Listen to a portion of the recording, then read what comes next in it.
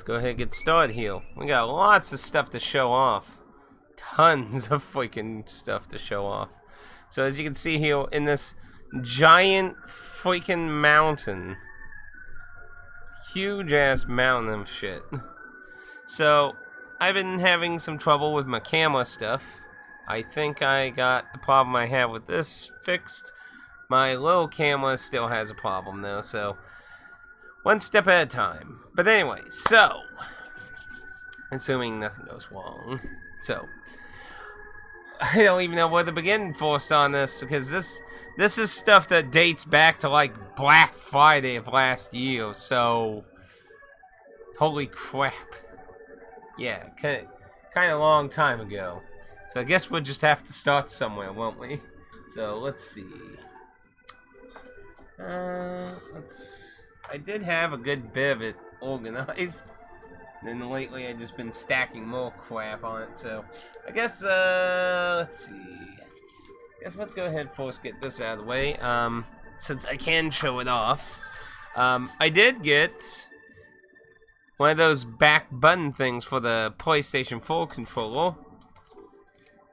It was only $9, and I've been trying it out. I don't think it's like the be-all, end-all kind of thing, but it is kind of interesting. I could see some interesting uses with it on certain games. Dark Souls, I kind of feel like you have to... The big thing I'd have to say with it is you have to kind of retrain yourself a little, because controllers haven't really evolved much outside of Nintendo messing around with things, but with PlayStation and Xbox, they've kind of had the, the same kind of consistent design for the most part, so it kind of makes you have to retrain yourself a little bit. So let's get started here. So here's a funny thing to start off with. Escape from Bug Island. This was a launch title for the Nintendo Wii, and it's something I've been meaning to get my hands on for a long time.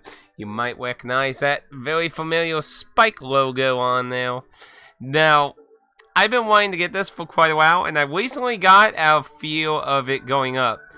If anyone knows anything about these schlocky survival horror games, a lot of times they start going up in price. And, well, while this one's still reasonable, it's around $20, it has gone up. This used to be like maybe $5 tops, so the price is starting to go up, but $20 is still a reasonable price. This was not a well-received game. It is laughed at a lot, but it's something I've been interested in trying. Some of these survival horror games get a bad rep, they don't get a good first wheel try. Or maybe it just takes a certain type for some of these schlocky things. This, I believe, is now my second Ps5 game now. I got this for, I think it was $3. It was either 3 or 4. Basically, well, mine's actually sealed still. Okay, it was 4. 4 was the price. But, yeah, so you might be wondering why I have a spare case. So, these I got at Walmart. This was $3, and these were 4. And obviously, if you're familiar with my old days of flipping stuff or that, I flipped them because, well, why not? Why wouldn't I flip them? I mean, free cases, Free cases and some extra credit. Now, are there any codes? Okay, Control doesn't come with a code. I do know Tetris Poya did, so, let's see. Download your exclusive skill battle booster pack. I don't know what the hell that's supposed to be for, but I obviously don't need a second code for it, so I will give that one away. So if you have interest in the future or that, let's see. Oh, it actually expires in 2022. I hate those kind of expirations. Well then, they'll claim it. That one's a freebie. But yeah, 2 spare cases. I think I got about, let's see, if I remember correctly, this was in it. So it was like close to $20, so it wasn't bad. So, my copy basically paid for itself. So, but yeah, that was a nice pickup. Then let's see. Yes, this This I've been excited for like all fucking year. So, Romancing Saga 2 Physical with English, the Asian version. This thing is beautiful. It comes with a book that sadly does not have English in it. It looks like it's kind of a rough guide of some of the stuff in the game, and it has lots of fucking artwork all over the place, so it is very delightful. I enjoy a lot of the artwork from the Saga series. While many of the games wildly vary in interest and fun, some of them can be a slog, like Unlimited on the PS2, but very delightful stuff. This is a very nice bonus item. But on top of that, there was another bonus item on top of that. So, I criticized the Saga Frontier game for the Switch for having no, like, inside or anything. Well, get this. You don't get one, but you get 4 by having flip sides. You get 2 covers, each with a flip side. It's very nice. And this, I believe, was the default one, I believe. Personally, I like that one. You might notice that was the one I had in. So, that was a very nice treat. But yes, this is a very nice, because this is the first time physically this game has been available in English, and it probably will remain that way for quite a while. A lot of us had lost hope that this was going to ever come, and I kept holding out hope. And when Romancing Saga 3 got a PS4 version with a new version for the Switch, which was for the Asian market, I rekindled my hopes for this, and this came. And recently it just got found out that Scarlet will be also joining the lineup physically with English as an Asian version. So I look forward to that as well. Maybe they can get the original trilogy collection, maybe. That would be nice to see too. But only time can tell on that. Only time can tell. Let's see. This was a GameStop. I don't remember how much it was. I think it was like $9 or something. Yeah, it was just something to use some my GameStop coupon on. Which I think actually got applied to this technically. So this is sealed. These were all new, but this one's actually sealed. This went on sale for like $4 on GameStop. It's some kind of shmup game of that. So I was like, well, for $5, I mean, I can't say it wouldn't be worth a try, you know. So I figure why not. And then yes. Very exciting. This has several well-known creators of many Japanese RPGs under its belt. Sadly, I have not heard a lot of people talk about it, which makes me a little fearful on whether it was well received. But let's see. From a team featuring developers from Final Fantasy, Neo Automata, and Bravely Default. Yeah, see, you got quite expanded few different people. Hello, Dennis. Welcome. Howdy. So, you know, you got a number of well-known devs on here or that, but I haven't heard a lot of stuff about it. Yes, I do have quite a huge stack of games this time. Probably the biggest I've ever had. Hey, Dan. So, I definitely would like to try this one with a number of long-time JRPG creators in it, but whether it holds up or not, it's a bit iffy. Let's see, this you know, it's funny Dan show up. So, this, need I say more? This is a weird, like, basically this is like Earth Defense Force, but even weirder. Basically. But, yeah, I looked at it and, like, it is very budgeted. But I was like, maybe it'll have the same kind of appeal of being an absolute train wreck in a hilarious way like EDF games have a lot of times. So, I snagged a copy of it. Definitely probably wouldn't recommend checking it out if you're not going into it for lulz. loud fanfare was mine was Hey Dan. Who's the teacher's pet?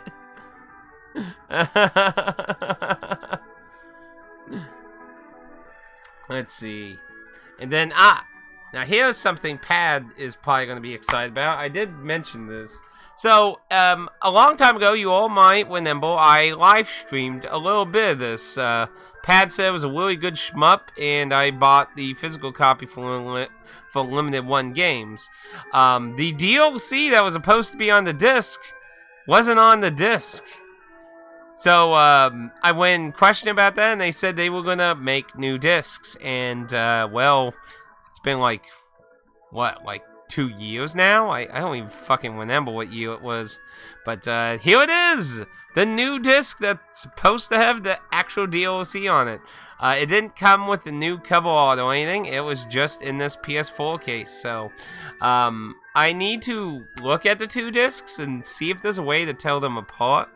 I'm a part of this community that keeps track of DRM free or playable discs and things that don't require internet, so I figured that knowledge will be useful, so I definitely need to look into that. Smuggle Craft, this was a limited one title. It looks like a colorful type game. It looks like it's a kind of a racing game of that. Let's see, couch co-op challenge friends at high speed, high stake races. Apparently it has some kind of story mode too, so that's not something you see too usually with a racing game, so let's see. Then another Camco mobile game. Admittedly, some of these newer ones they have been doing look a lot better than some of the early entries that have gone way back when Limited One first started. So I wouldn't say all these are bad, but man, Camco really freaking pushes these out a lot. This one visually don't look too bad. Definitely some of the earlier ones looked a lot more waffle. I remember when DLC used to be released on their own discs back when the internet was new and not everyone had it. On some of them 2D games and some of them PS. The Camco, I think I've only seen 2 of them that look like they had 3D stuff in them. For the most part, they're almost like all 2D stuff. But the 2D varies wildly. Some are super retro in an 8-bit sense, while others have more of a SNES or higher. So that kind of varies from entry on it. But they really do pump a lot of those out, though.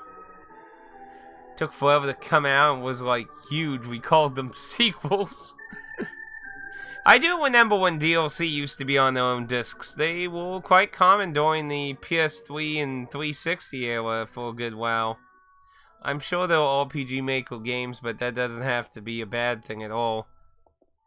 Well, so far I've tried out 3 Camco games, and we played through 1 all the way on the stream. I've tried a few randomly, and how should I say, like random fits of trying things. We call them expansions back then. Yes, those expansions, indeed. One of my favorite battle themes. Of course, there's one more theme I really like in Saga Frontier. Oh, in case you're not, oh wait, did I say Saga Frontier? No, I meant Romancing Saga 2. But, in case you're not aware of the music it's playing, it's from Saga Frontier 2. I thought we'd try something a little different since we usually do a lot of Persona. Got Erica, another limited one game. I think this is a full motion, I think. Yeah, it's a live action trailer, put you all in the mystery, so yeah, it's some kind of full motion game. There's lately been a lot of these full motion style games. If you told me back in the day that that would start becoming a thing again, I would just called you crazy, honestly. No, I meant line back in SNES days when there was no DLC. Well, yeah, DLC like was basically non-existent in the physical console days. The closest thing I'd say to DLC consoles had in the old days would be like when they made a Wii Vision cartridge, like when they packed Super Mario World with what was the collection of Mario 1, 2, 3, and Lost Levels again? Shit. There was a SNES cart that had those and Super Mario World, and World had a few extra changes, like Luigi had a new sprite, and they added the flutter effect to his feet in it. But that was probably the closest thing to like DLC for consoles. That, and then you got Battle Axe is supposed to be a beat 'em up. This was a Kickstarter game that got a lot of support in versions. Asian, several other limited companies sold in that, so this wasn't a unique limited one title, but that's where that one came from. Hey, have you heard of the walking sim Martha is Dead? If I remember correctly, that is one title that's going to be coming out soon on Limited One Games. If you go to Limited One Games, I believe that's the name of one of the titles that was announced, but it's still ticking down. I think it has maybe a week or more before. Yes, Mario All-Stars. Yes, that's it. Like, that kind of thing, I think, is the closest thing consoles had to, like, DLC, is just Wii Vision physical copies. And yes, I'm very surprised about Live a Live getting a physical version. At least that's what it appears to be. Usually, on, like, Amazon, Best Buy and stuff, usually digital pre-orders don't usually, like, sprout out the next day after the announcement of the game. So, it's very likely it's a physical version. There's always screenshots of a case floating around. So, it looks like it's getting a physical release. It's very shocking to me. Yes, it is. I'm asking if you've heard anything about it. No. I don't know anything about it. I sadly do not.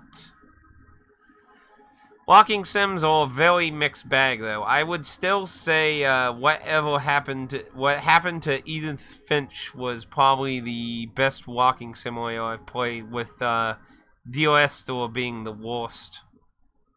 Well, it'd be a tie between DOS Store and what was that one a lot of people praised? Nah, actually, I'd still give it to DOS Store, because at least that other game I'm thinking of has secrets in the house. Like, DOS Store is just literally fucking nothing. Point A, point B, that's it. See, $50 euro on the eShop. I'd rather have the physical, yeah. It says the German download cart version. Yes, I did read that on Discord that you mentioned that. Even if it doesn't get a physical in the West, though, I imagine it probably will Asian-wise. A lot of these releases that Square Enix has been doing, have been getting Asian versions, so I would think that'd probably happen. This is a walking sim horror game, Gone Home. Ah, yes, Gone Home, that's it. Gone Home was such a bait and switch, not to go into the plot, but, like, you watch the trailer and you play through the game, I feel like the trailer just 100% lied to you, is all I'm going to say on that. But I will give Gone Home, it's not DOS Store. I'll give it that. DOS Store, in my opinion, is a far worse walking sim game. But, yes, I'm looking forward to Live a Live. I actually own a boxed Japanese copy of the game. I've always wanted to play through it, and now this gives the even better excuse to be able to play through it. So, hopefully, that will lead to good things, I hope. The Chrono Cross thing's exciting, too. But let's get a few more here. Shadows of Adam. This I actually am familiar with. This was a limited print. This wasn't a pre-order, so there was a limited print of these. It is a indie JRPG style game with retro graphics, and I've heard nothing but good things about this game from several people that I know and watch on YouTube and that. So this one I was very excited to see get a physical version. I've heard it's very enjoyable. It's not super expensive, and I believe you can get DRM free, so you do have that. That is true. If you actually know where to go to trigger the end of the game, you can indeed finish it like basically immediately. But yeah, the reason I would say it's better than DOS Store is because at least those secrets and shit in the house that you have to do if you don't obviously know how to beat the game already, which you obviously either need to have played before or watch someone else play it or read it. But DOS Store does not have that. Like, you just literally walk. There's nothing to find, nothing to interact with, nothing. There's point A to point B, and that's it. Listening to someone narrate over it. It's just really awful, honestly. But anyway, going on. This is Blazing Beaks. This was a strange release. The devs made a limited amount of PS4 copies for this.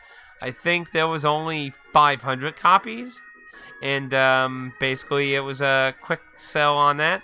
You can buy this still on the Switch, though. It's available through Red Art Games on the Switch. It is basically like Enter the Gungeon style, you know, top head shooting around at stuff kind of type of game. So it looks good. It obviously has a silly, because the characters are ducks and that, but and you might notice it has a big booklet with it. So obviously I haven't tried it yet, but I looked up gameplay that it actually looked pretty decent, so dang it. Oh, what? Give me a second, Neil. Some fucking garbage.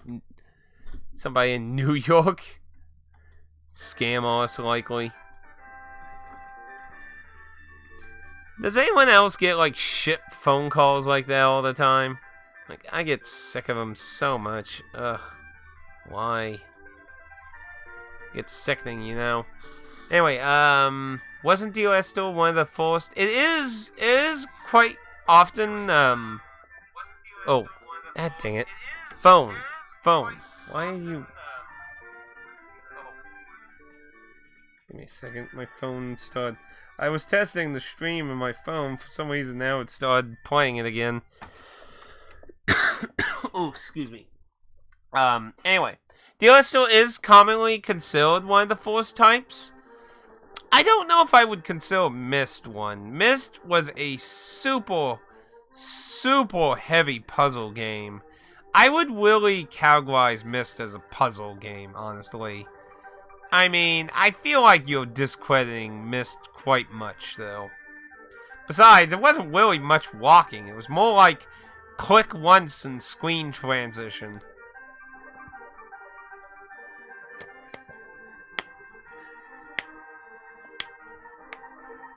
What's it worth now?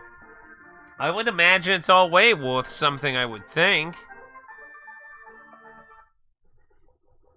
He has to watch himself. No. I was testing if I could hear the music. I could hear the music, so, and nobody said anything bad about it, so I imagine it was adjusted decently. So, but I would imagine it's all, like, there's quite a few more modern games becoming super expensive, so... Actually, I think I have a few in one of these stacks, actually, that are actually all way expensive. So we got I'm trying to remember what they were called, the ones with Sherlock Holmes, Ace Attorney games. I was excited that this got to come to the West. Sadly, physically, it was only on the Switch. I'd rather get the PS4 version. I kind of feared of the inferior issue problem kind of thing. Plus, there was a lot of speculation whether all the game was on the cartridge. It was very confusing when it was first announced, so I went with the PS4 Asian version, which does have English on it. I loved the Phoenix games. They're probably some of my top tier favorite games on the DS, which is probably one of the big shames, is because you won't be able to do the objection! Take that! Which was just, really was just a little something that drag you into the universe a little. But I am very excited about these. I already made thumbnails for this in hopes of getting around to it, but as you can see, that likely ain't happening for a while, so... let's see. Last Saturday, I did a Twitch stream with Facecam. Really? The later version of Myst have walking, don't? Yeah, some of the later ones have a bit walking, but that's like, I think 4 and 5. Like, I'm pretty sure 1, 2, and 3 were just clicking. Played some Baldur's Gate 2. I will have to take a look, assuming the video gets saved. Do you remember a game where you play as a cat and solve crimes? Actually, I have a game somewhere in here that fits that bill, actually. But I'm pretty sure it's not the game you're referring to. Play a cat and solve crimes. Like a humanoid cat or like a normal cat?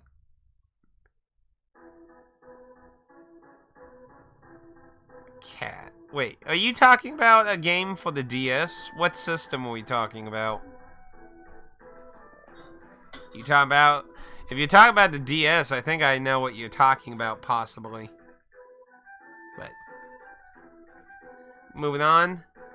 This is supposed to be a good old-fashioned dungeon crawling type game. Looking it up, it does look like it's the kind that's going to kick your ass kind of thing. I actually got this for free. Originally, I had a normal cat. What system?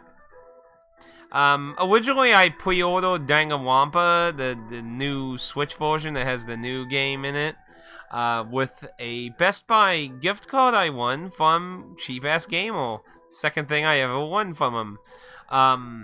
But that got canceled by Best Buy, so I got this instead. So, which I was gonna get this anyway too, and I had to get the Danganronpa from somewhere else. I think I got it from GameStop. PS4, PS5, and PC. Nah, I don't know then. Though the game I did mention though is on PS4, but it's like it's a wet arts game, so I'm not expecting it to be much good. Let's see, then we got The Takeover. Now, this is supposed to be a beat-em-up, I believe? Yes. And this was a very, very nice-looking graphic. It also has this weird driving section, which, tired of punching? Put the pedal to the metal! Burn some muscle through 22 neon-soaked levels. Knuckle up with a co-op partner. Is that supposed to be a bare-knuckle reference? Cover art's kinda but, if you look up the gameplay, which I did, it looks pretty decent. If I remember correctly, this was in one of their E3, video demonstration things. I don't remember which one. But, it looked nice, so this one actually is a beat-em-up. Looking forward to trying. If one day I ever get some free time to play some new games once in my life. Beat one game. Here's all the new additions. Never to get caught up. Another Kimco game. I don't really keep track of a lot of these Kimco games, so I'm not very familiar with them. This one... This one looks like it went with a little bit more of an retro kind of look. It looks a little bit more... The combat looks alright, but what the hell? What the hell? That top picture looks like they're talking to a wall. And you can see it in combat in the second shot. What the hell? Wall-coon! This is making fun of Persona 3. Instead of a door, it's a wall. What the hell? What the hell? I would need a lot more information than just a cat solves crime normal cat. Maybe a company might help give me a better idea. Survivalist, this was on sale on Best Buy. Man, this has been fucking months ago. Must be a friend of Dorcoon. But I think it was like $5 on Best Buy, so you know me. The price is right, sure, I'll probably grab it for the freaking lols. Divinity Original Sin, which, uh-oh. I didn't realize I can hear the disc rattling in there. I don't like my discs rattling. I know PS4 discs are pretty resilient, but we're committing a sin. We're opening it up. Somebody's crying out there, probably in about 15 years from now, screaming, "No! It's worth 50 bazillion dollars or something sealed." That's yeah. Looks alright. Yeah, I don't like my discs rattling around, but yeah, Divinity Original Sin 2, the Definitive Edition, which is cooperative, interestingly. So Aaron pointed out these actually have online co-op.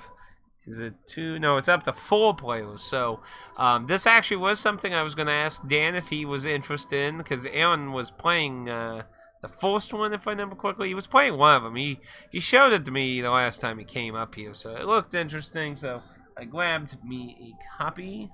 Then, of course, we got the Magical Night Dreams Cotton 2 Cotton Boomerang and Guardian Force collection here.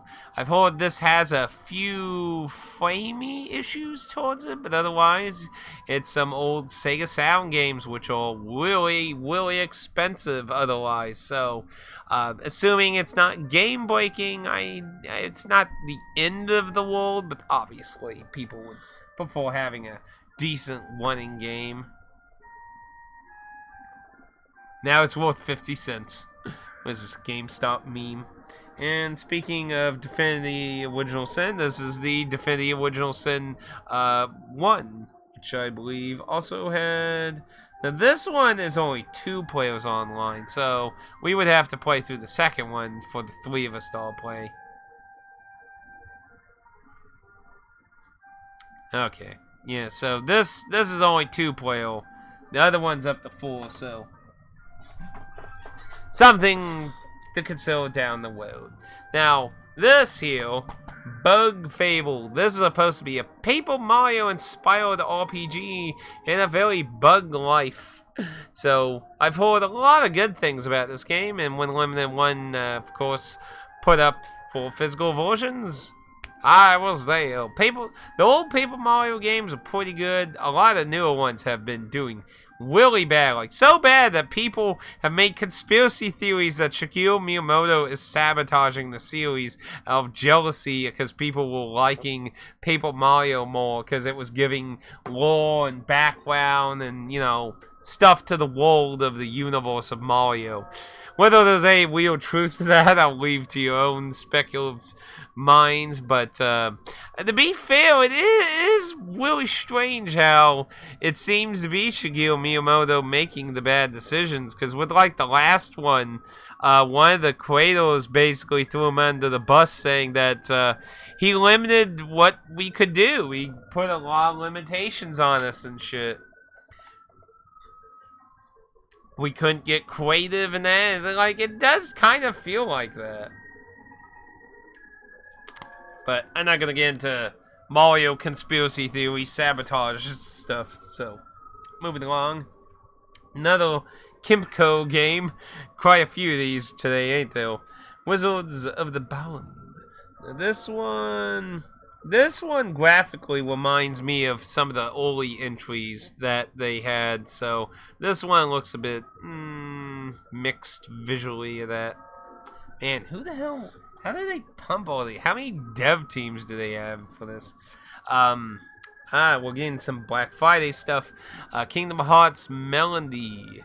Was it Melody of Memory? So this is a music Kingdom of Hearts game. This I'm kind of iffy on streaming because, you know, Disney songs. I'll have to see if people have had any trouble streaming it or not. I haven't really heard a lot of people talk about this. How many songs? Over 140 musical tracks. Well, that's actually pretty impressive. Oh, that's interesting. I didn't notice that. It has the Donald and Goofy in the style of the 3DS music games. Maybe they use that in the menus, because I haven't seen that in any screenshots, because gameplay shows them in 3D and that, so... Maybe there's so in stages that use those. Interesting.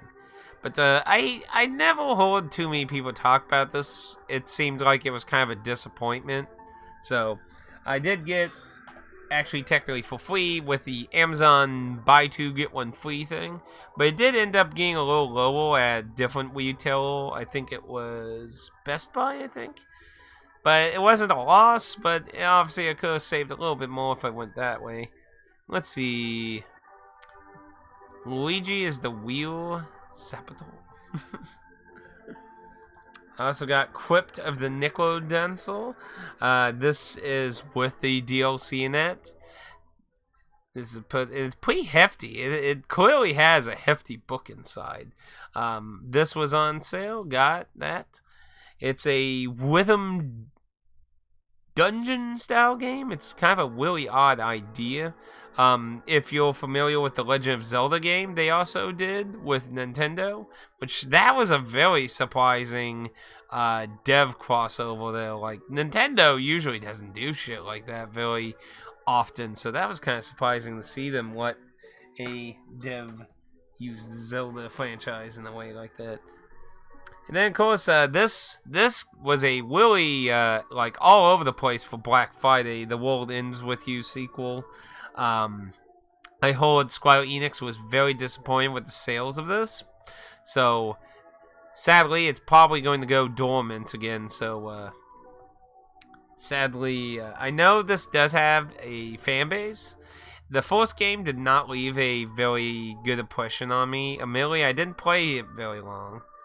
But it didn't really inspire me to keep playing it. Again, I didn't play it for very long. But I think this went down to 15. I think this was another one where it wasn't a big loss, but I didn't get the lowest price on. Let's see, and we've kind of went through a whole lot of PS4, so maybe it's time to crack in some of these Switch games that are hiding around here. Let's see. So, Double Kick Heroes. This is a Red Arts game. It actually looks like... Now, Red Arts has a lot of iffy games. Some of them are interesting, and some are very subjective. This one looks like a fun little idea that basically you're driving down the road, blowing shit up, and then fighting stuff with that. It's interesting in that. So, I think it was... let's see. What's it? Bunch of loads of zombies in a rhythm with metal survive on the highway to hell, fighting in the epic freak show. It looked interesting in that, so I think that one has a better odds of being a more interesting title. That let's see, here's a PS4 game hiding in here, so I think I'll just get out of the way real quick. One Finger Death Punch 2.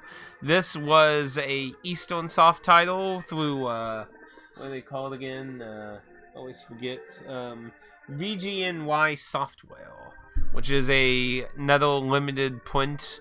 But if you're not familiar with the series, you're just a stick figure beating the living crap out of a lot of other stick figures. But it is a little bit more of a complicated kind of beat 'em up thing. It's supposedly really fun, but I've never personally played it. They definitely went pretty all out on making a decent cover for it, though. I actually give him some props on that. Now, I can't remember. Is it on the thing? Yeah, live stream. That is. Okay, so this is called Live Stream. It is a kind of a survival escape dungeon kind of thing. It's like, will you escape or will you meet your demise? But yeah, you're apparently like trapped somewhere. It's like a visual novel escape room kind of thing. It came with this little cloth thing. That pig mascot is really freaking creepy though. Live stream escape from the hotel in Inziam. Man, I am not good with pronouncing shit. But yeah, it looked like an interesting game. This is a English on a Asian version. It's 15 plus. Haunted ghosts. Seriously? Like the waiting thing actually has a ghost on it. That's kind of bizarre though. So, but it looked interesting, so I grabbed it when I did a Play Asian order. Let's see. One of the Super Whale games. So, this is a new thing Super Whale Games is doing, is having these interesting, how should I say, more indie-ish title, experimental indie games. This actually looked pretty nice. But admittedly, this is probably one of the, how should I put, something that a select crowd would be interested in getting physically. These titles were originally going to be physical only. It was announced that they would not be available digitally. And a lot of people were pissed off about that. Because people don't want to create a scalping market. They just, we prefer physical, but we don't necessarily don't want it to exist digitally either. Most of us, at least. So, they did backtrack on that, and supposedly they have made these available on a DM free storefront, which I also think is a nice touch. So, but this looked interesting, but it was very experimental looking. I do like what they did with the case on it, too. It's very nice. Which these next two should be Super Whale games, I imagine, too, because I usually get mine in stacks of 3. Let's see, Cave Blazers. This one I wasn't familiar with. As those who know, I usually get the compilation 3-pack. Save on shipping with Super Whale games. So, because, these come from Europe. Now, this one actually looked interesting. The Madun, A Loving Hand of Horror.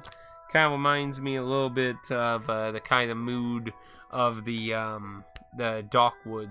So, let's see. I wish I could show off screenshot there, but got covered with the cards.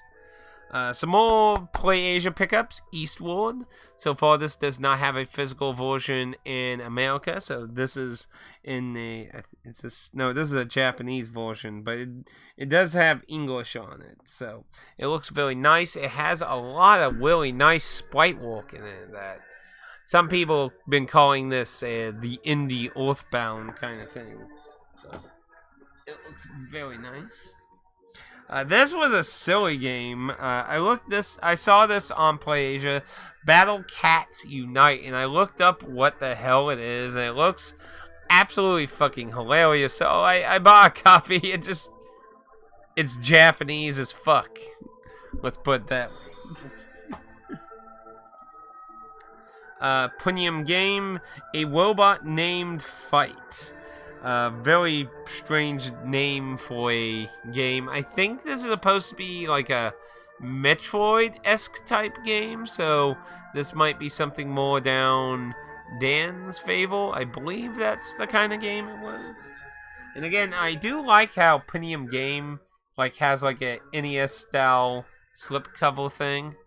Undertale is the indie Earthbound. No, I would disagree with that.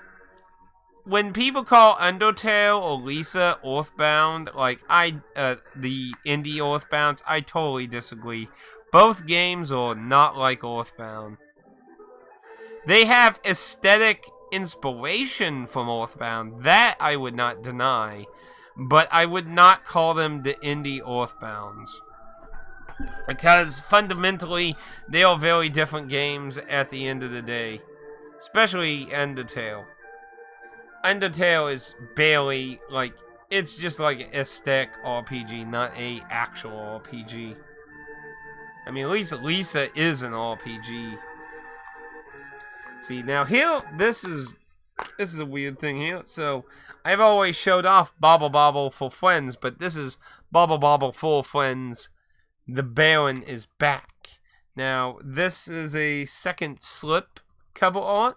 So, Strictly Limited did a really weird thing. Well, basically, they added more content to this game as a download, and people were mad. So, they did a new print of the cartridge for a very cheap price for people who had already bought it. So you got a new cartridge in a cover art. So this little container here has the original one that came with it. So no new case with it though. So I kind of bit because it was a very low price for previous buyers. So I was like, why not? Double Dragon Neon. I remember when this came out digitally. I heard really good things. I remember the ending thing. It's absolutely hilarious. I've never played through it though, sadly, because, well, digital, bro, tactical. But I've heard this is very good, so it's very exciting to see this in a physical format. It's been a long, long wait for it. And it was by Way Forward, if I remember correctly. Yes, it was a Way Forward title. Now this title, if I remember correctly, was... I think this was a limited one. Print one. It wasn't part of the limited one numbering, but I think it was from the distribution. But I am not familiar with this particular title. So I don't really know anything, but it's more anime. Condemned by the dragon's curse, what must they sacrifice? Enter a world where witches are cursed to carry dragons within them. Torn between madness and death, the witches find their fate intertwined with an unexpected ally. Now they must fight together to survive. But yeah, I'm not really familiar, but it's an Idea Factory game, so... A limited print Japanese game usually means it's going to go up in price, so I was like, "Bill, get then." This I really debated on whether I wanted to get or not.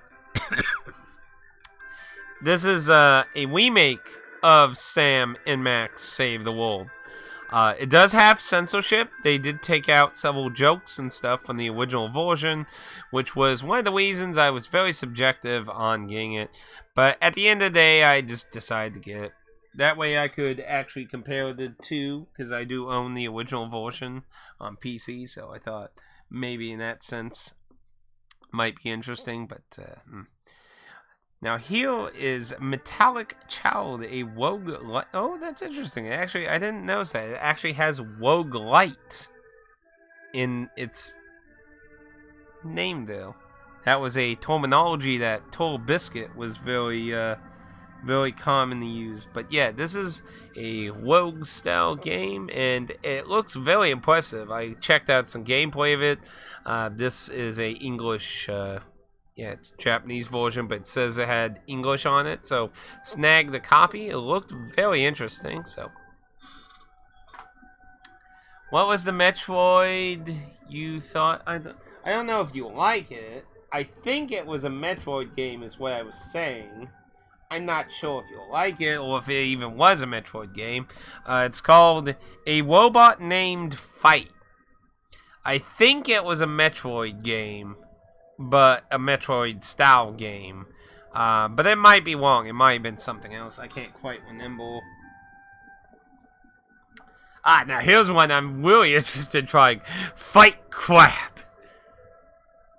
Fight Club for crabs.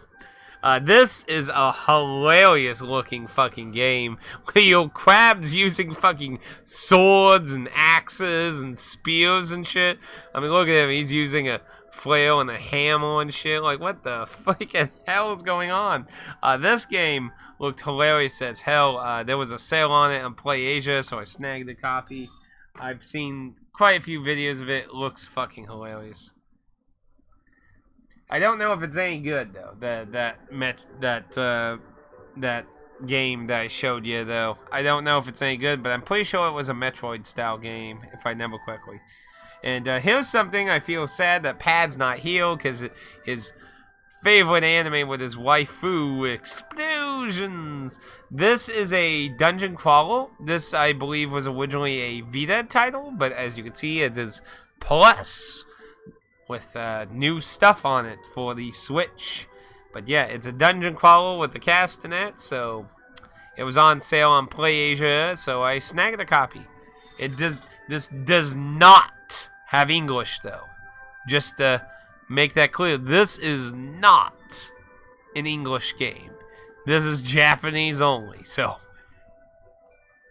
Fight Crab? Sounds like a bad Friday night. It's look it up. It's hilarious looking. I love the idea. It's just so fucking Japanese. But I think the dev's a Western person, so. Then Neo Geo Pocket Color Selection 1. So these, I believe I own basically all of these on an actual Neo Geo. Yes, aside from Big Tournament Golf. That one I don't own. But I own all the others. And these are very expensive titles on the Neo Geo Pocket nowadays. So this is a very nice collection of several, like SNK Gal fighters is apparently like $200. I remember I got that for fucking $5. I'm like, damn. But yeah, a lot of these have become quite expensive. So it is a very nice collection. This is the limited one version, though there is an Asian version you can also get, and I believe there was a PAL limited company that also did one of it. Not sure if that company still has their available, but you can still get the Asian version. Have you seen the anime Castlevania game based on... Oh, yes, Pad was the first time I've heard about that one. So, there is a Asian English version, and out of all the limited companies to get it, Red Art Games got that. Which is probably the most high-profile game they've gotten their hands on. Quite crazy, in my opinion, that they got their hands on that. But looks very gorgeous. I'm debating on whether I want to get the Asian version or the Red Arts version. And there's two problems with the Red Arts version, too. Because there's a really nice bonus item, but you can only get from ordering from Red Arts themselves. I've been mostly getting Red Arts games from a Canadian store distributor that does free shipping and gives a nice little price tag with some of the PAL companies. So, for the most part, it's usually better in the shipping department with them. But if I get through them, it does not get the bonus item. So, I'm like, do I want to shell out the extra shipping to get the bonus item, or just get the Asian version? I'm like, really just iffy on which of them I would want to get.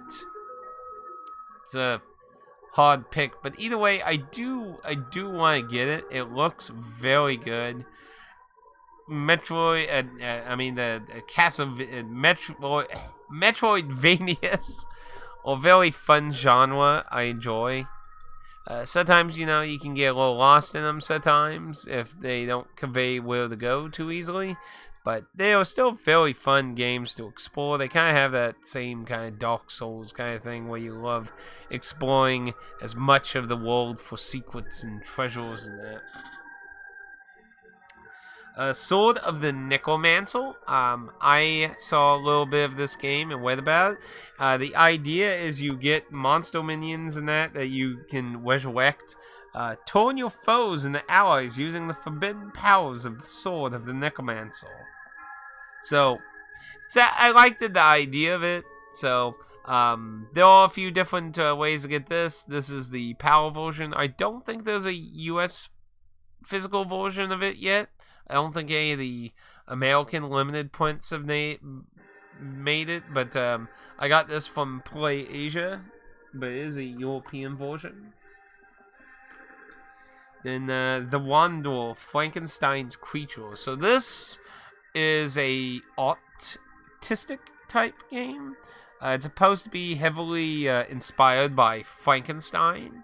So this one kind of risque on whether it's going to be good or not, but I liked what I like what I saw, so I went and grabbed a copy because, you know, sometimes, like I said, these can sell out fast at times. I mean, you know, let me give an example.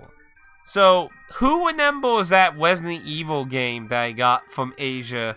The really horrible Counter-Strike style one. That was just funny because of how it looked and played, but at the end of the day, it was a terrible game. Umbrella Corps, that's what it was. Resident Evil Umbrella Corps. I bet Dan remembers that one. Boy, that was a shitty game. The single player was such a pain to go through. The online was kind of hilarious with people, though. It was like had that kind of janky EDF kind of vibe to me, for me. Like, it was hilarious in that sense, but the single player, oh, that was a chore to fucking do. I think the last time I looked, it was still only under 1% of people who actually finished the single player in that thing. But I want to use it as an example, because I said the same thing when I got it, because I know it was a bad game. But it was the only physical version of that game, and a lot of times those Asian English versions sell out, and they become really expensive. So, recently I noticed it's about $300 for that game now. Umbrella Corps. Good luck for anyone. And you all said I was a fool buying it when I did. Imagine wanting to get now. Especially with the online likely being fucking dead. Even if it's still up, I imagine virtually no one plays it now. At least when it came out, there was some people online to play with. I imagine it's so dead now. And that's assuming, like I said, if it's even online. I don't even know if it's still online. But yeah, that game is really fucking expensive now. So, yeah, that's exactly why I always recommend if there's an Asian English version you're interested in, I recommend getting it, because when it's sold out, it might not ever come back stock. Because sometimes they do, sometimes they don't. A recent example that I waited too long on was the newest Earth Defense Force game, actually. The one that has the kind of Lego aesthetic going for it. The PS4 English version sold out. The Switch version still available. I'm trying to see if they'll restock on new copies. But if not, I will probably get the Switch version. Hope it's not terrible. But, it happens. Can't get everything, you know. This is another Wet Arts game. This is kind of a Zelda, like, from what I see, it's kind of a Zelda-ish kind of thing. It looked okay. It's not like the most impressive looking thing, but I think this might be a interesting title for Wet Arts. Let's see. This one was also from that the VGNY software. So this, I believe, was like a old style side scroller. Yeah. Actually, it looks like it. Like, graphically, like, it looks kind of like it's trying to go for, like, the Karate Kid kind of thing on NES, actually. Ooh, deal. That might be a controversial kind of thing. Okay, so these are point-click games. So, these have been released bazillions of times in different systems and shit. I think this is the first time the Tyrant series has been available in a physical format. I think the first entry has been... I think the first one was available on PS4, I believe. But I don't think all the titles have ever been available physically. So, it's a collection of all of them. So, yup. Point clicks. And this one... Metal Unite. Okay, this was also a Super Whale Games. This one I'm not familiar with. I can't keep up with all the indie stuff. There's too many indie things. Oh, now this, I looked this up because the cover art was really striking to me.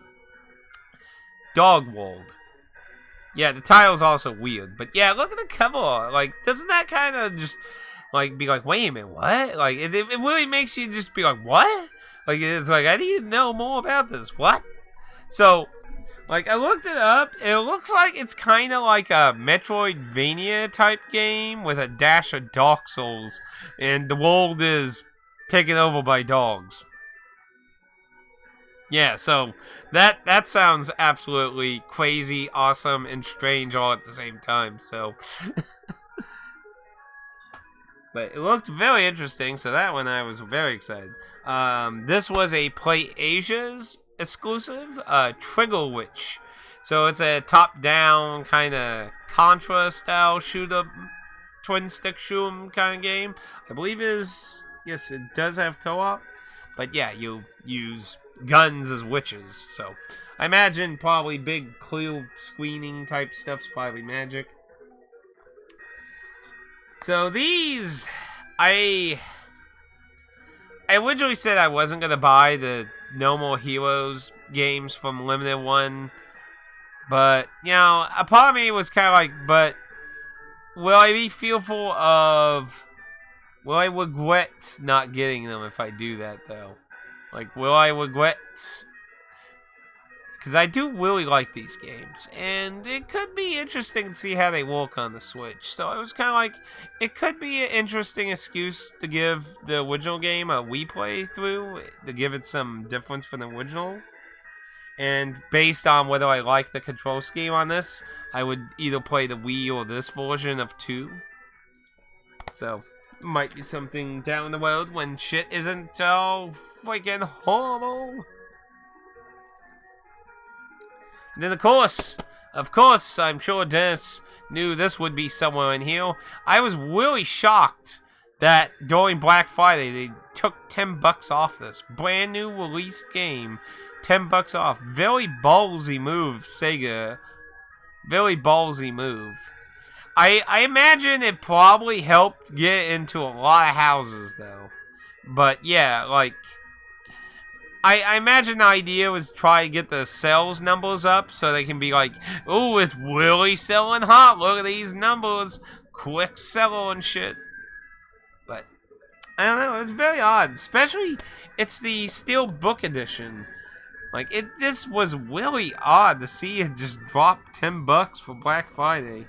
It's brand new, but yeah. Of course, I had to grab this. I always tried to support Atlas titles as soon as possible.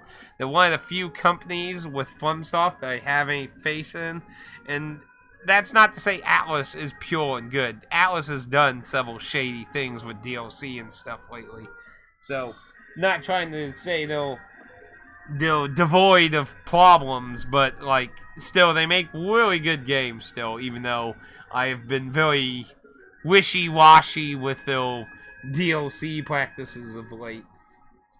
And with that, I did mention the Danganronpa game. So this does not have Ultra Despair goals on it. It has Danganronpa 1, 2, and 3 on it. And it includes a new game that was based off the board game that was an unlock in V3. Which is the whole reason I bought this, was just for that RPG dungeon crawler. I don't know how big it is. And supposedly it does have some interesting stuff in it. I don't know if it's going to be canon or not. That's very subjective based on what happens in 3, not to get into its story. I do love what they did with the cover art. I remember when the cover art for this was revealed, a lot of people were like, why is he on it? He's so prominent on it. A lot of people were confused by that, because at least, you know, a majority of the characters are main characters. But he just said, like, I believe the creator just said he thought of it and he liked the idea. I mean, admittedly, I mean, that kind of pose works well with someone with glasses, and there ain't a whole lot of characters with glasses, so. But, yeah, I solely got this for the side game, ironically. You can, I believe, buy it separately, download-wise, I think. You can get them all separately, I think. But, you know, fuck that. I honestly think it's a big shame, though, they didn't put Ultra Despair goals on this and just have the whole series. But, I'm sure they'll probably do it down the road. That's probably the plan, I bet. I miss the days when Atlas published other... Yes! That was something I was afraid of when Sega bought them. I wasn't sure whether they were going to continue doing others. And, yes, at this point, what even was the last non-Atlas game Atlas published?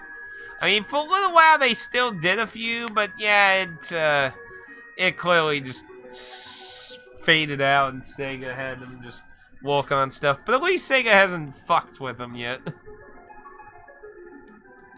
You want a RPG dungeon crawl by Diablo 3. Minecraft dungeons, okay, maybe this one will be better. I haven't tried Minecraft dungeons. They did release a new version that has more content on the physical disc.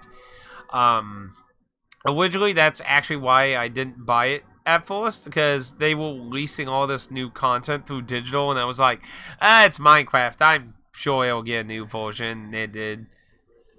I would like to check it out, but I have heard it's very easy, so it'll probably fall under with Diablo 3, where it's just kind of easy, and just, you play through it and then shelf it, so... Then, of course, I believe I did talk about getting this deal from GameStop all way before, but Hyrulean Warriors Age of Calamity and Skyward Sword were for, I think it was $39.99 at GameStop brand new, so of course I nabbed those because Aaron's been voting Skyward Sword really high, and, well, I haven't had the other Dynasty Warriors style game, so now we do. Whether I want to play it first or not, I don't know, because it's supposed to be a prequel, so... Now here's an odd title. Monster Crown. So this is a Pokemon-esque game. And honestly, look at this cover and tell me it doesn't give you Game Boy Pokemon vibes. If you ever seen the original artwork for some of the Pokemon back in the manuals for the original games, like, honestly, the aesthetic really reminds me of that art style. It could just be me, but it really does. This was on sale for like $9.99 on Amazon. I do hear it's a little bit iffy. Like, it's perfectly playable, but I heard there's a few design choices some people found questionable. But it was $9.99 brand new on Amazon, so I was like, I never even heard of it. I looked up a little, sounded alright, so I was like, sure, why not? I've been meaning to try some other monster games because Pokemon's just been boring as hell to me. Let's see, I just bought the Ultimate Edition for the kids. It's quite easy, but I haven't played much. Maybe it gets harder. I've heard very commonly with the launch version that it was very easy. I don't know about the newer version, but I remember a lot of people said it was easy, very easy. So I imagine... unless it has unlockable difficulties, it's probably not that big. These are from a more newer limited company. What were they called? Forever Entertainment. That's what it was. So, this is supposed to be a collection, I believe, of 4 different games. Collection includes 0, 2, 3, and 4. Yeah, so this is 4 indie games. And they remind me of Flow on the PS3. So I think they were inspired by Flow, or they certainly ironically made it look a lot like it. But so this is 4 games, and then Thief Simulator, which I actually hold is kind of on the Switch, but they only had the Switch version. During Black Friday, they did a sale that made it a little more worthwhile giving these a try, because the shipping, it was way too much normally, but because the sale they did on the games, it kind of just nullified the shipping, so I was like, I haven't bought any of those games yet. I'll try them, so I figured I'd try them and that, so Though they do have a newer game that sounds interesting if it wasn't on the Switch. It's a survival island game. And I really consoled, I think, what was it? It's something with green in it. But yeah, like the concept of the game sounds interesting, but I don't imagine it running on the Switch very well. Let's see. It's not like Diablo, you play multiple difficulties from the start.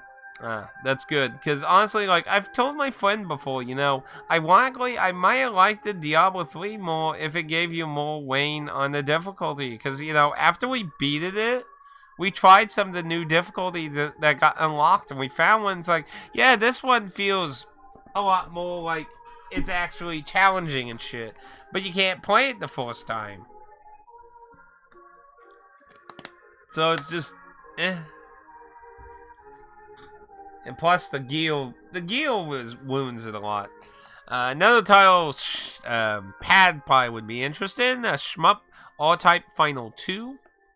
Now, I want to ask you, does this look new to you? Because that's where it was purchased at, online.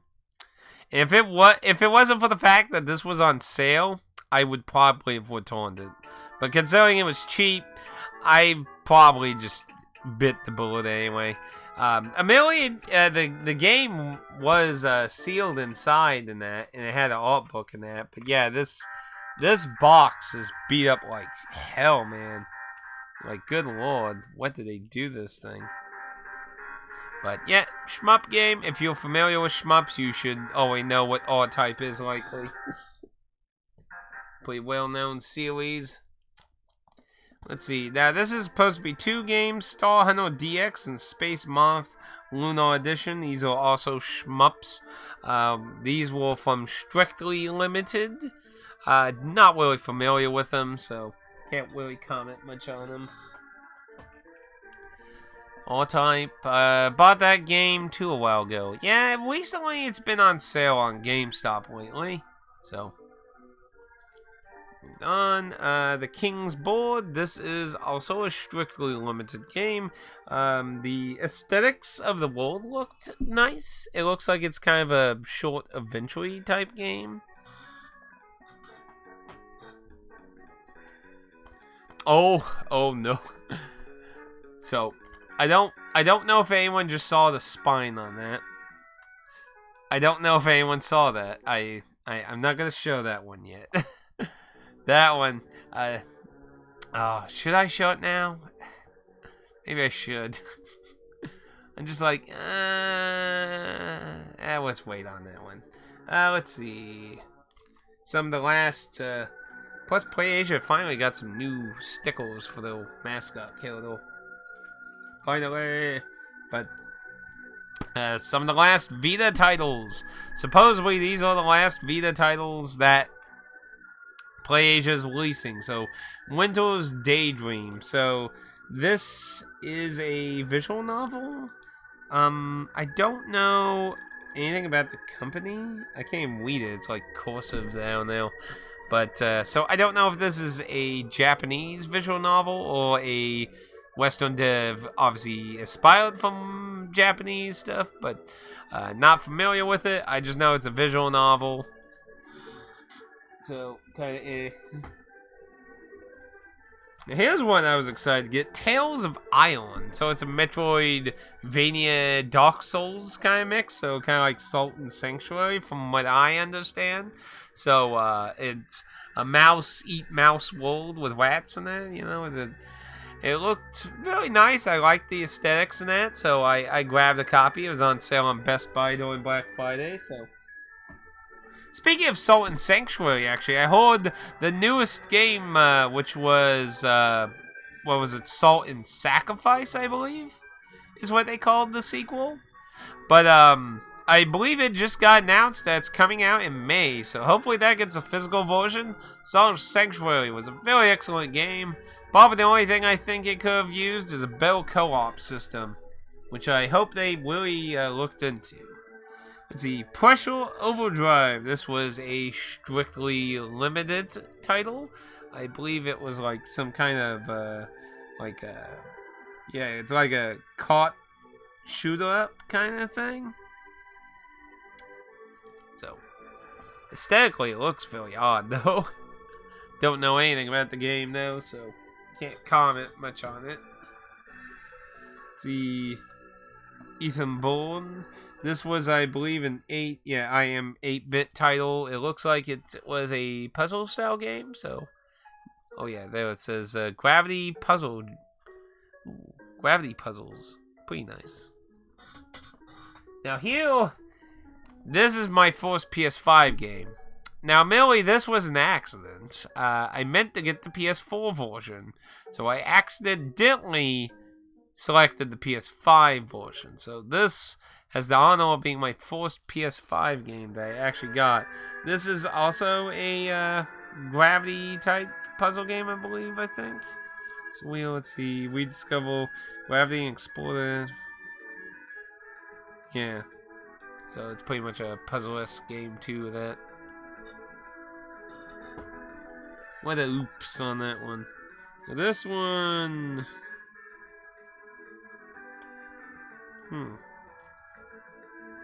Mutanazonian? I don't even remember this. It's a I am 8-bit. It doesn't have anything. It doesn't even have a title on the front of it. I don't even remember what the fuck this is. Interesting look, though. Kind of makes you curious. I don't know anything about it, though. I don't even remember.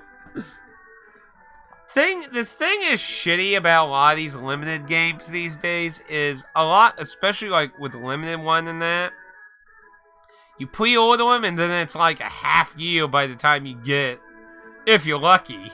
Sometimes it's even longer, so sometimes it takes a while, and you're just like, what the fuck was this? I don't remember. Now this I got from that Canadian store. It's kind of a beat 'em up type game. Kind of just took a shot on it. Not familiar with any of the characters or the dev or that, but I like beat 'em up, so I was like, I'll give it a shot. It was on sale. Now here's the game I was mentioning about a cat solving crimes. This is a Wet Arts game, and it has a very retro point and click looking kind of environment in the screenshots of that. So I imagine this one probably won't be a super good game, but hey, you never know. They've had a few interesting titles, but a lot of duds, so Wet Arts is definitely, like, if you have limited money, I would definitely put a lot more research into the titles Wet Arts puts out. Star Renegade. This was a strictly limited game, but it also was available at retail stores. I believe it was an RPG type game. It's very sci-fi-esque of that, so it looked interesting, so I nabbed a copy. West of Dead, Path of the Crow. This was a distribution title from Limited One Games. If I remember correctly, it's sold out pretty much by now, I think. Might be a few in still. I think it's sold out, but I'm not familiar with the title. Oh man, isn't that so common now with these big stack of games from all these limited companies with me now? Not familiar with the title, It's hard to keep up with so many games, you know. If you got the PS4 version by mistake, maybe send it to your friends with a PS5. That's not a cat game I was talking. Oh, I'm sure it wasn't. Don't get me wrong. I was sure it was not the title you were talking about. I just meant it was kind of ironic that there was a title that was a cat that solves just crimes in the stack. But yeah, I was very sure that wasn't the title you were talking about. The title I was thinking about, if you said it was on the DS, was going to be a Capcom game, which now I don't remember the name off the top of my head, now that it slipped out. Crossing Souls. This is a Special Reserves game, but this is the limited one version that got sold out. There was 1,500, so... And it has a really big book. They really wanted to make these big books for this.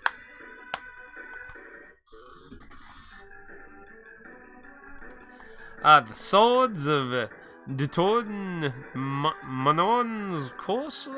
This is supposed to be a Zelda-esque type game, I believe, if I remember correctly.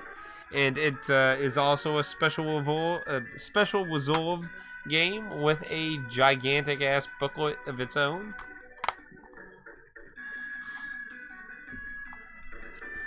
Claws.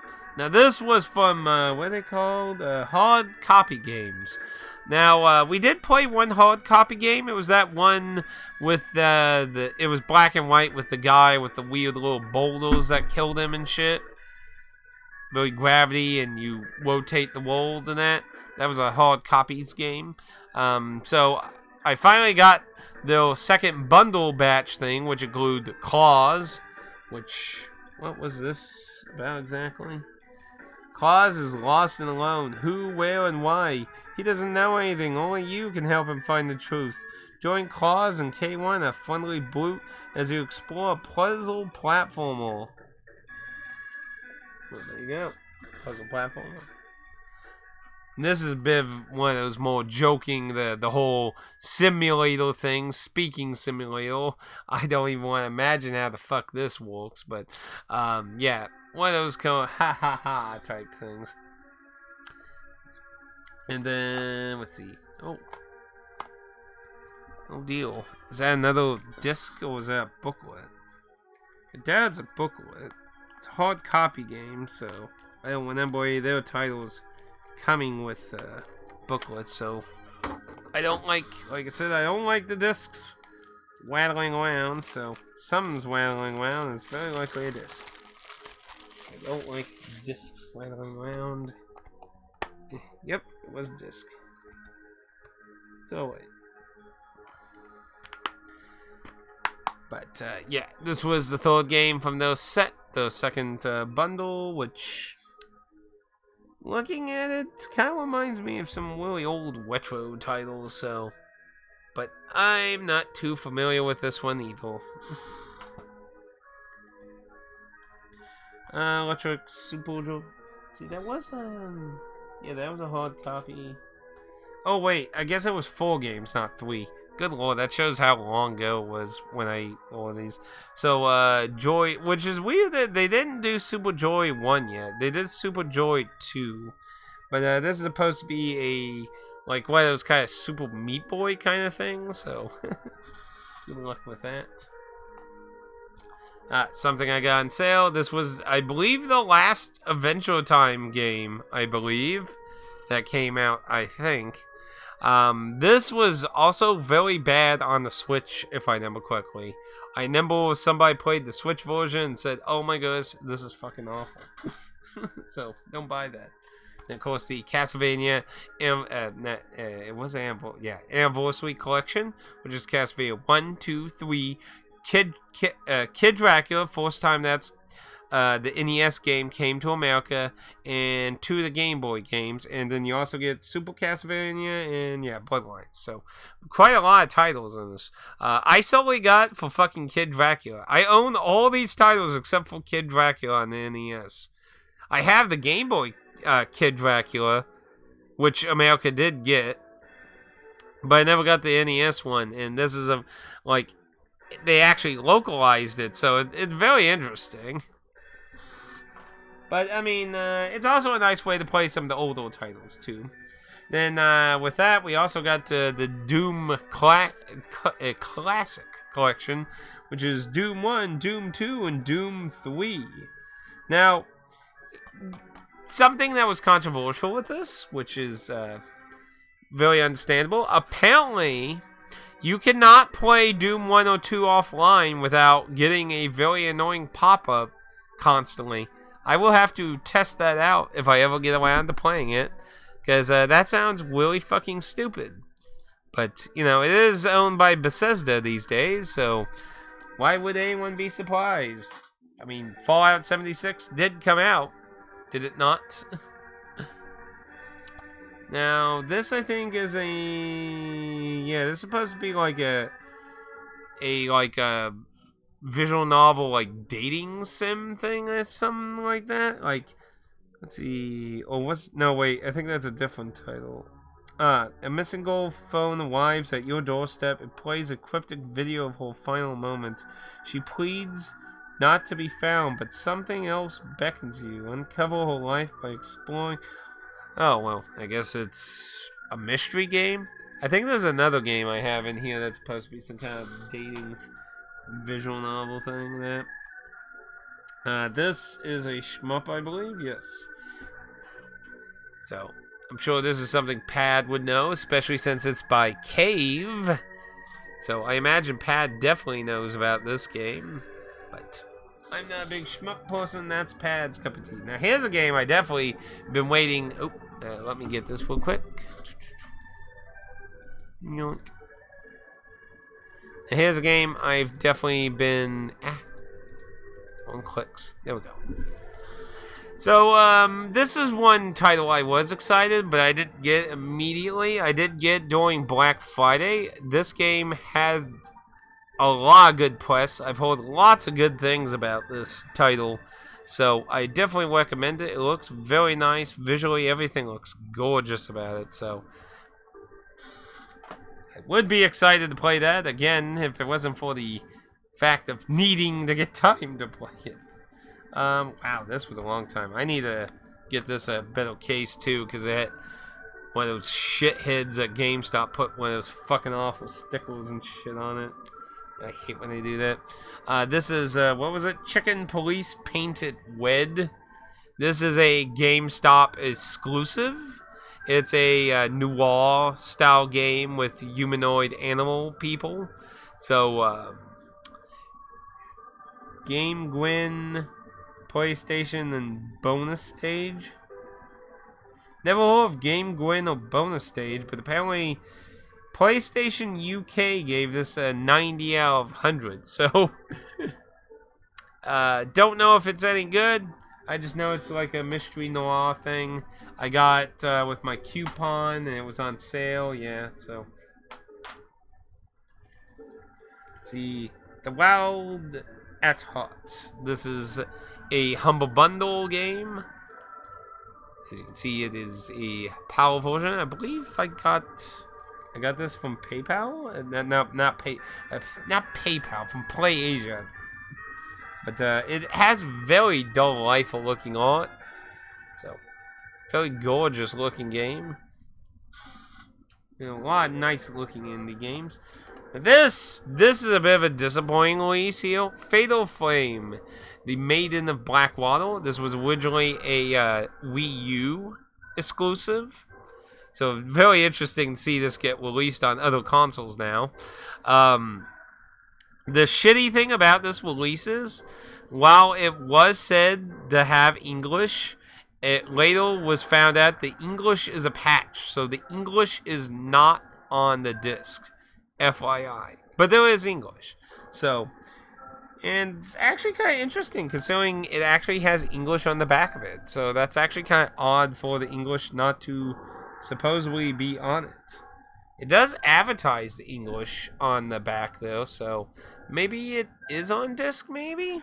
Because I do remember somebody commenting that sometimes they have said they were going to do it as a patch with like another release of those, and it ended up being on disc. So, to be fair, I haven't really double checked to see if that changed. That was like back when they said it was going to be a patch. So, then Dennis will probably be excited to see this. Black Friday sale for $39.99, the newest Tales game. I've heard a lot of people really enjoying this one. The last few Tales games have been kind of mocked as like, it's okay, but yeah, you know, same old, same old. I've heard a lot of people really enjoy this one, so maybe one day. Maybe one day. See, this is why I feel sad about putting the voter system on hold, because it's this kind of situation that I feel like it gives viewers like, oh, I want to see that, and he's like, oh, no, who knows whenever he'll play it, and I can vote for it, like, but, like, right now, everything's a fucking mess, so I just feel like right now it's a better idea to get some of the stuff I'm working on done, and then bring the voter poll back and probably just focus on that for a while until things get a little normal. So, this is very strange title. Oh, I didn't. Oh no, is that in that actual? Oh, I hope that's not. I didn't notice that. Oh no.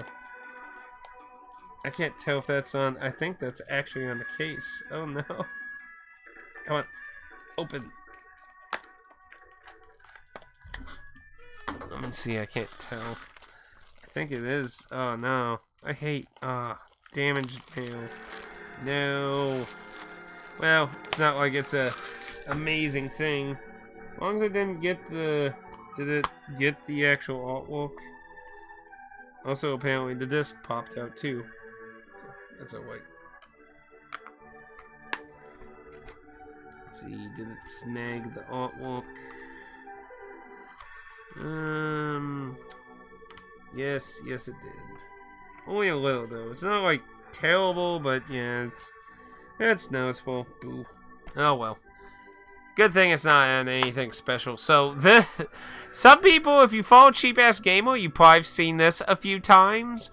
A lot of people have been making fun of this as being Jimmy Hopkins in Medieval. The medieval prequel to Jimmy Hopkins from Bully. It is very interesting. The main character really does look like Jimmy a lot. This is a very interesting game, though, because it's basically classic GTA in medieval time. So, you know, instead of cars, you have horses and shit. Like, it's classic GTA in a medieval setting. It's very interesting, different setting, because I don't think I've really seen anyone try that with the GTA kind of formula. So that is kind of interesting. This is a budget game. I think I got for like $9. It came out, I think, at $29.99 when it first came out. So wasn't exactly the brand newest, hippest thing. Oop, I forgot to start the next battle. Oop, give me a second here.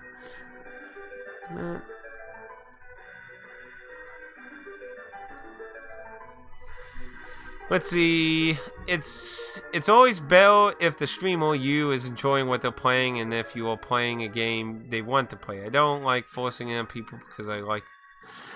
But the thing is, like, a lot of these games I do want to enjoy and like and have interest in. Like, I have interest in a lot of these titles. The problem is there's about 500 other titles competing with them, and I don't have, especially right now, the time to be playing so many of them.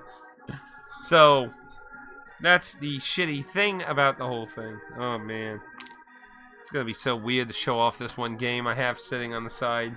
Anyway, probably time for some different stuff. So we got this nice little stack here in the middle here. So, during Black Friday, I did get the Story of Seasons. These are becoming expensive, actually. So this was brand new for Marvelous themselves. So this was its normal price. Apparently, used-wise, it was getting around the $90 department. They did have the other one at one point, but when I found out about the Black Friday sale, it was sold out. And that one also is becoming expensive, so I need to look for the other Story Seasons game on the 3DS and try to get it for a reasonable price. I think I'll sit that there to actually remind me to take a look around. And here we are, some of the final Vita titles from PlayAsia.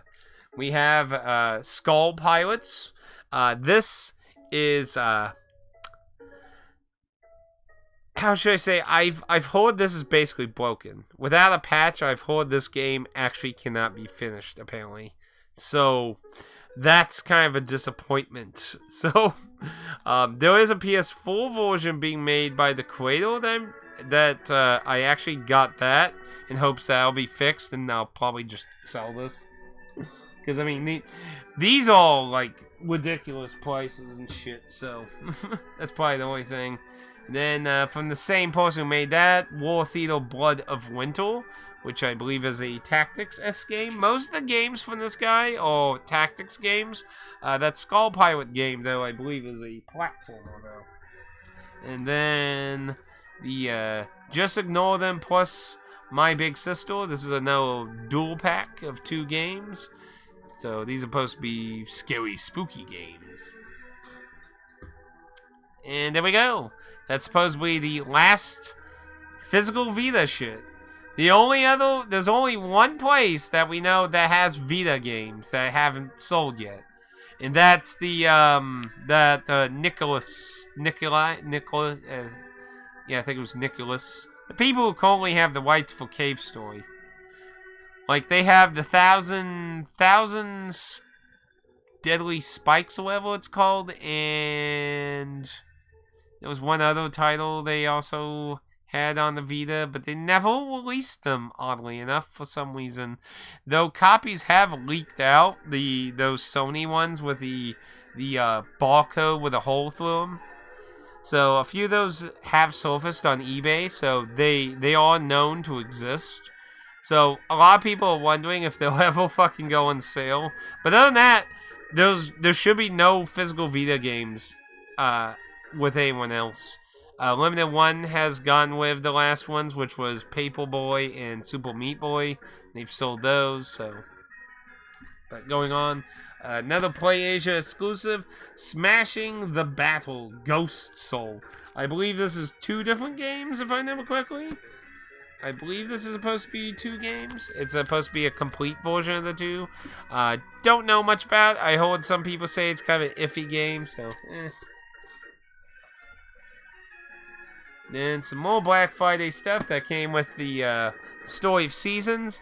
The Green Blue Fantasy Versus fighting game. This is the collector's edition. It was like $5 more than just the game, so I was like, why not? So these are brand new, nice, very nice. I've heard very good things about this. Like, yeah, and that was like one of the interesting points. It has like some RPG mode and then a fighting mode. So that sounds like a very interesting idea.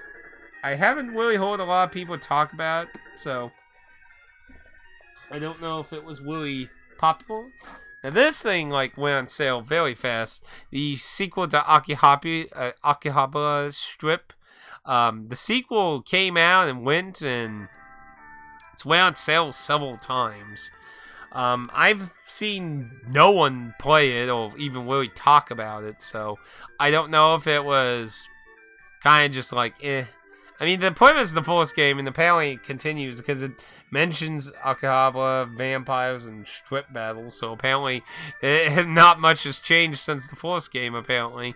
But yeah, I like, it came out and it went, and I didn't really hear anyone talk about it. It's been on sale several times, so I grabbed a copy myself. I believe I pointed it out to Dan a few times, in case he was interested. Now, I do notice, let's see, that side, all these postcards and stickers, and, but I do have New Vegas sitting in there for some reason. Probably sat there randomly. Okay. So, another Strictly Limited, a magical high school girl and the mysterious way home. This has a very cute style. I believe it was a magic dungeon style game, I think. It has retro looking sprites, but I never looked really adorable, so I ordered that. And we also have Griffin Knight Epic Definitive Edition. Now, for those, and it's also from Strictly Limited, for those who are familiar with Strictly Limited games, this and the, what's the one with the Mafia? The Cannoli one. Guns, Gore, and Cannoli. There. Guns, Gore, and Cannoli and Griffin Knight for the PS4 was Strictly Limited's first 2 games. So this was the very first game. They only did 999 copies, and it became super fucking expensive. I don't know what it is now that this exists. From what I understand, the co-op mode is new to the Definitive Edition. From my understanding, it wasn't in the original, so. But yeah, this has co-op. It's a side-scrolling shoot-'em-up game, so. Not anything, like, mind-blowing, but yeah. And then this is a very interesting release from Strictly Limited. This is apparently a canceled arcade game that they helped the development team finish. So it was an unfinished arcade game. So the very odd history. Apparently some stuff about it had been leaked before though. Like assets and programming and that. But yeah, it's finished. The long last arcade treasure from the original Westone team. Westone. That sounds familiar, but I can't recall off the top of my head. But yeah, so they helped get this actually finished and released. So I believe this got a Asian and PAL version as well. So I think it is available retail. So, but either way, and then another. Isn't that the Wonder Boy guys? Maybe. I'm not sure off the top of my head. Now, here's a title I was expecting Limited 1 Games to get, but Strictly Limited did a PlayStation VR game. So, interesting with this title, one of the dev people from Ico made this. So, it's an escape room type game with a person you can't communicate with words. So, it's also very reminiscent of Ico in that sense of having somebody you can't really talk to. But it's in VR. So, I remember when I first saw this game, I was very excited and tried to get a lot of companies to look into a physical version. So, I was very excited that it got picked up. But again, I was expecting Limited 1 because Strictly has never done a VR game before. So, this is the first VR game, and they have said they have others in the works. So, look forward to that. GameStop sale, it was $9. Funny thing though with this, this shouldn't be in here either. That's there's a few things in here that shouldn't be here. Yeah, you shouldn't be here. You. I accidentally put my review stack up here.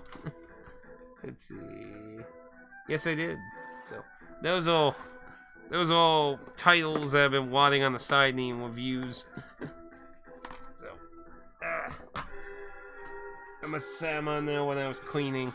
So, Hired Gun. This takes place in the Warhammer, the space portion of Warhammer. This is a GameStop exclusive physically. So, yeah.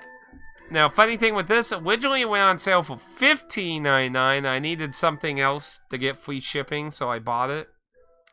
And then literally the very next day it went on sale for $9.99. So I went and got that in store and returned the other copy and got my money back on that.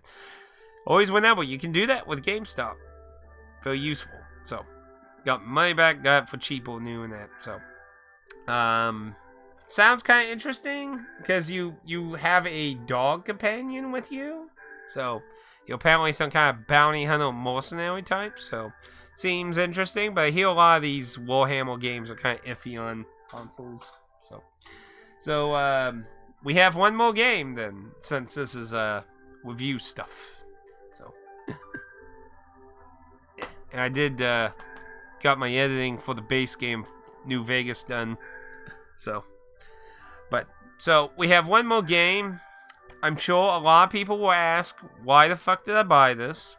I have mentioned that I have been interested in buying it for the right price, though. But, here it is. Balan's Wonderworld. Now, yes, I know. I've seen the videos. I've seen the reviews. I've seen people's Let's Plays. I've seen lots and lots of stuff from this game. And I know you're probably thinking, why the fuck did you buy this? Are you? Yes, it did meet the threshold of the price that I wanted to get. The reason I got was two reasons. I have a strange interest in, how should I say, games that have gone wrong. Like, they had an interesting idea, but something in the development went horribly wrong. Some reason when games like this and, What was that RPG from that one guy? Yick, Y2K. When games like those, like, they have very interesting ideas, but, like, the whole design structure ran into a horrible direction. Like, I become very interested because, for me, like, you know how I do my reviews? I want to experience the game, beat it, and then talk about my experience and what I think about it. I'm not one of those people who, like, play 5 minutes and then, boom, I make my whole review like I played the whole thing. Like, that's not what I do. And the same concept, like, I want to experience so I firsthand know what I experienced and what to talk about, not based off someone's video or something. But the other thing is, I generally do like some things in Balan's Wonderworld. Sadly, none of it's really the gameplay, though. I like the idea of the story when you actually read the book. The story is interesting, actually. It's a shame it's not in the fucking game. What is up with these devs making stories not in the fucking game? Please stop doing that. Please. I mean, you could at least put in the booklet in the case, I mean, if you're gonna do something weird like that. At least... Like, I mean, it's so weird that this had a limited edition. Okay, wait, pause. If you don't understand what I'm talking about with the story you have to buy as a book. The limited edition did not come with that book, which it should have. That could have been at least a minimal thing for the people who shelled out the money for the limited edition of this thing. But no, it didn't come with the book. But yeah, please put it in the fucking game. Please stop doing this kind of shit. But I like the characters, the music, and that. I really liked all the aesthetics and the idea. But it's the gameplay that went terribly wrong with this. Like, it's so questionable. What the hell happened to the actual game development part? Like, the cinematics, the characters, the story... If you read the book or some kind of summary of it, like, that's all very interesting. And that, it's just, why did the gameplay fall so horrible? It's a real shame. But those are the two things that are interesting to me. So I do want to actually play this. Now, do I want to live stream it? That I don't know about yet. I don't know if anyone, like, would anyone want to watch me play Balan's Wonderworld? If so, then I could, but I might just play it on my own because it's my own weird thing to want to play through it. Some people might not want to watch me suffer through it because a lot of people have suffered through this. And I will be abusing the game too. I know how to get a really good outfit that basically breaks the game, and I will probably be using that. So, just to also note that. But I don't know if anyone would be interested in watching me play. But yeah, I got it for the right price that I felt comfortable with. Not a $60 game, no. Especially for the Switch version. I heard the Switch version's so fucking awful. It like barely can play on the damn thing.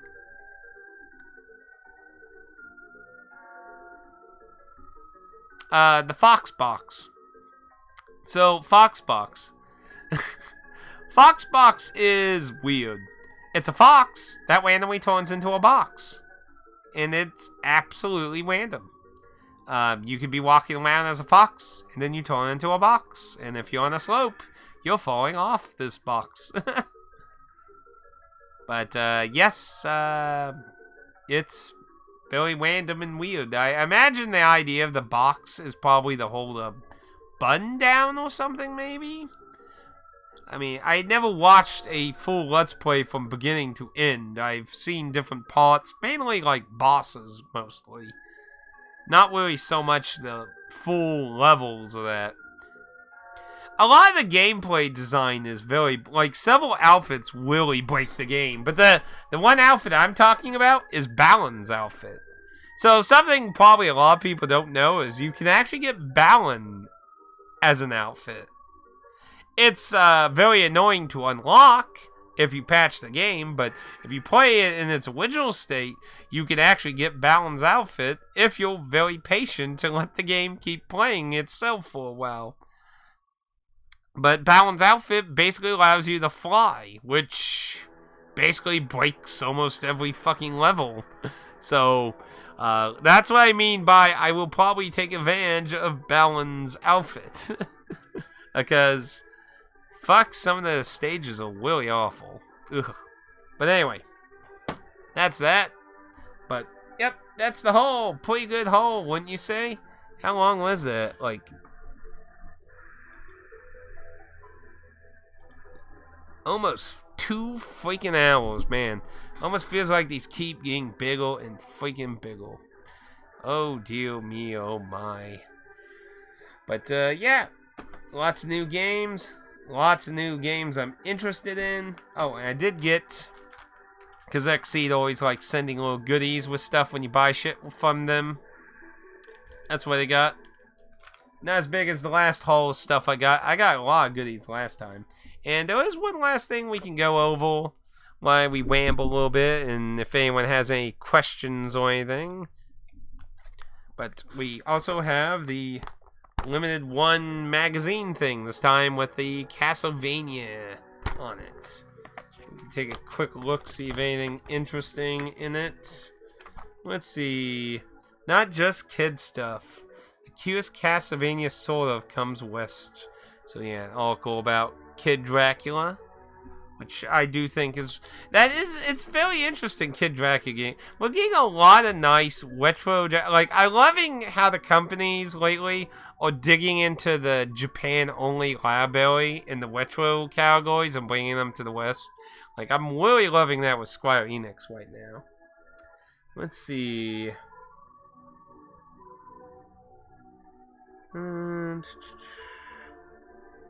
Well, that's a bit about the anime thing. I haven't watched the Netflix anime Castlevania thing. I've heard different things up and down about it. Man, almost this whole thing is just nothing but fucking Castlevania. Not even AO stuff. Let's see what the fold-out poster is. Oh yeah, I'll give it some props on here. It's all the Castlevania stuff. So, nice. Again, would like color on this. These are such a shame because the 2 color things just kind of bland. But I get that it saves the money. I definitely understand in a money sense why they make these like that. But, poster-wise, it just looks like that. Would look so much better with more colors than that, you know. But, what can you do? So yeah, it's just all about Castlevania. Not any interesting. Like I would love them to talk more about like future titles and polls and things. Like I don't usually find most of these newsletters too interesting, but that's just me. But yep, that's everything. So if nobody has any real questions or anything, that hopefully. Maybe some titles to vote for, because like I said, the voting, you can still vote for stuff to be put on the list or vote up stuff. It's just I won't be playing any of them, which is why I say I probably wouldn't spend any points on anything yet. But you know, like I said, it also gives the opportunity for people to catch up other stuff if they want. So, but mainly, I'm hoping to just try to get a few of the titles I've had piled up done, and then I'll start up the voter poll thing again and just focus on that for a while. That's general idea in that. So yeah, tomorrow we're gonna be continuing the Wing City. That should turn out good, hopefully. I'm hoping it should, but yeah, lots of stuff I'm excited for. Probably the thing I'm most excited to play is the fucking Romancing Saga 2. Like, that is something I really, like, so much temptation to play it, but I want to try and get some shit done before I start new stuff. Like I said, if I do any new stuff, it's gotta be short stuff, because I don't want to be adding more longer games. And sadly, you know, as much as I love JRPGs, they're usually long games, so it's a shame, but yeah. Anywho, But yeah, tomorrow we'll continue the Wing City. We'll hopefully finish up the Dark Souls 3 DLC. Finish it up. Get all the endings. And have that one for the shelf too. And then we can move on, probably focusing on Darkwood, probably. That's probably the next thing I'll focus on, but we'll see that. But anyway. Indeed. He plays nothing but JRPGs. It's very time consuming. I love JRPGs, but yeah. The good thing for him is he gets a lot of free time to usually stream, though. See, I would love to get lots of free time for streaming. But, you know, that's what, like, I don't end up with this by not having a job, you know. See, that's just always the brutal, like, you don't have a job or you have a very minimal job. You get lots of time to play stuff, but you don't got a lot of stuff to play. You have a job, you don't get a lot of time to play, but you got lots of money to buy shit to play. That's always the ironic problem in all this. It's always the ironic problem. But, yeah. I really want to do Romancing Saga 2, so that's definitely high up there when I start playing my stuff normally again, which hopefully will be sooner than later. After the 6-month thing, I am going to put a shit ton of half days in for the rest of the year. So it'll probably be something like similar to last year, where probably after July, I'll have most of the rest of the year probably filled with half days. So, I'll have to look in. I need to get a confirmation on what the fuck the last day of this 6-day mandatory Friday shit is. Which I had so much trouble getting the last time. So, but that way I can get the shit in that. So, that way if I can get it planned, I will, you know, do the stuff normally then for at least the rest of the year after July. But we have to get forward to that point. But anyway, I will take my leave then for today.